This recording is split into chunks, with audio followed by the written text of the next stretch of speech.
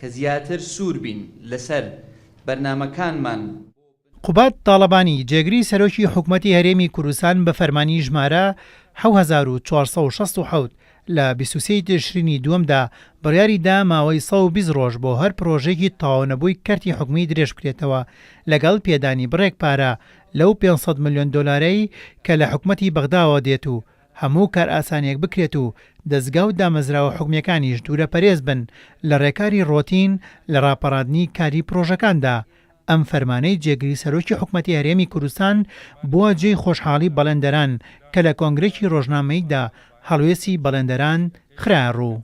کار ئاسانیەکی باشی تایە بۆ ئەم مەرحەلەی ئێسای بەڵێندەران کە بریتە لە پێدانی 120 ڕۆژ ماوە لەگەڵ بوجە و ئەو مەساریفانەی کە ئەچێتە خیتاب زەمان لەلایەن بەڵێندەرانەوە بۆ ماوانەی کە بەسەربار وەرئەگیرێ تێچوونەکەی لەسەر بەڵێندەران نەبێت. لە هەمووی گرنگتر خاڵی سێهەمە بەلای ئێمەوە کە داوا ئەکا لە هەموو دەستگاکان کە یارمەتی دەربن بۆ بەڵێندەران و واز لە کاری ڕۆتین و ناڕەحەتکردنی پرۆژەکان بێن و بەرەو بە ئەنجام گەیاندنی پرۆژەکان برن بۆ سوودوەرگرتنی هاوڵاتیان و ئەرکەمکردنەوە لەسەر بەڵێندەران. بەڵێندەران وەک هەموو چین و توێژەکانی تر چاویان لەو 500 ملیۆن دۆلارەیە کەوا بڕیارە بدرێتە حکوومەتی هەرێمی کوردستان تا پرۆژەکانی کەرتی گشتی بخەنەوە گەڕ و وڵات لەو بێ پرۆژەیە ڕزگار بکەن. بەنسبەت ئەو 500 ملیۆن دۆلارەوە کە قەرار وایە بێتە هەرێمی کوردستان و ئێمە بە بەردەوام قسەمان لەگەڵا کراوە و وعدی تەواومان وەرگرتووە کە پشکێکی گەورە بدرێ بە بەڵێندەران.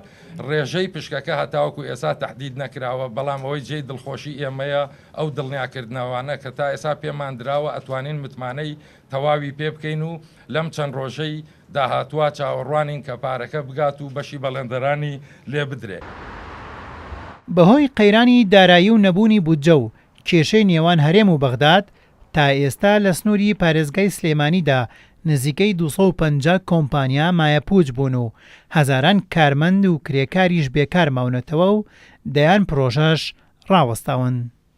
بەڵێندەران دەڵێن گەر 500 ملیۆن دۆلارەکەی حکوومەتی عێراق بۆ ئەوان بێت هێشتا بەشی پرۆژەکاریان ناکات، بەڵام فەرمانەکەی جێگری سەرۆکی حکوومەتی هەرێمی کوردستان بە کاراسانی و گرنگ دەزانن بۆ ئەم قۆناغی ئێسایان وا دەکات 250,000 کارمەند کە لە کارەکانیان بەهۆی قەیرانی دارایەوە دابڕاون بگەڕێنەوە سەرکار و بژێوی بۆ ئەو ژمارە زۆرەی کارمەندان و کرێکارانی پرۆژەکان دابین بکرێت.